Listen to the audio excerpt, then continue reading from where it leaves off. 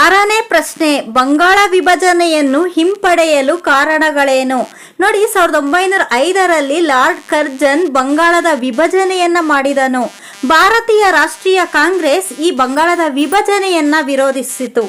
ಆದರೆ Muslim league ಇದಕ್ಕೆ ಬೆಂಬಲವನ್ನ ಸೂಚಿಸಿತು. ನೋಡಿ, ಬಂಗಾಳದ ವಿಭಜನೆ ವಿರುದ್ಧ ದೇಶಾದ್ಯಂತ ಪ್ರತಿರೋಧಗಳು ವ್ಯಕ್ತವಾಗ್ತವೆ. ಈ ವಿಭಜನೆಯ ವಿರುದ್ಧ ಸ್ವದೇಶಿ ಚಳುವಳಿಯನ್ನ ಆರಂಭ ಮಾಡ್ತಾರೆ. ಹಾಗಾದ್ರೆ ಸ್ವದೇಶಿ ಚಳುವಳಿ ಅಂದ್ರೆ ಏನು ನೋಡೋಣ. ನೋಡಿ, ಸ್ವದೇಶಿ ಚಳುವಳಿ ಎಂದರೆ ವಿದೇಶಿ ವಸ್ತುಗಳು ಮತ್ತು ಅದನ್ನ ಪ್ರೋತ್ಸಾಹಿಸುವ ಸಂಸ್ಥೆಗಳನ್ನ ಕೂಡ ಬಹಿಷ್ಕರಿಸುವುದು. ವಿದೇಶದಿಂದ ಬರ್ತಕ್ಕಂತಹ ಯಾವುದೇ ವಸ್ತುಗಳನ್ನ ಬಳಸದೆ ಬದಲಾಗಿ ಸ್ವದೇಶಿ ವಸ್ತುಗಳನ್ನ ಬಳಸೋದೇ ಸ್ವದೇಶಿ ಚಳುವಳಿಯಾಗಿದೆ. ಭಾರತೀಯರ ತೀವ್ರ ಪ್ರತಿಭಟನೆಯ ಹಿನ್ನೆಲೆಯಲ್ಲಿ ಬಂಗಾಳದ ವಿಭಜನೆಯನ್ನು 1911ರಲ್ಲಿ ಬ್ರಿಟಿಷ್ ಸರ್ಕಾರ ಹಿಂಪಡೆದುಕೊಳ್ತದೆ. ಫ್ರೆಂಡ್ಸ್, ಈ ವಿಡಿಯೋ ಇಷ್ಟ ಆದರೆ ಲೈಕ್ ಮಾಡಿ, ಈ ವಿಡಿಯೋನ ನಿಮ್ಮ ಫ್ರೆಂಡ್ಸ್ಗೂ ಕೂಡ ಶೇರ್ ಮಾಡಿ. ಪ್ಲೀಸ್ ಸಬ್ಸ್ಕ್ರೈಬ್ ಮಾಡ್ಕೊಳ್ಳಿ. Thank you.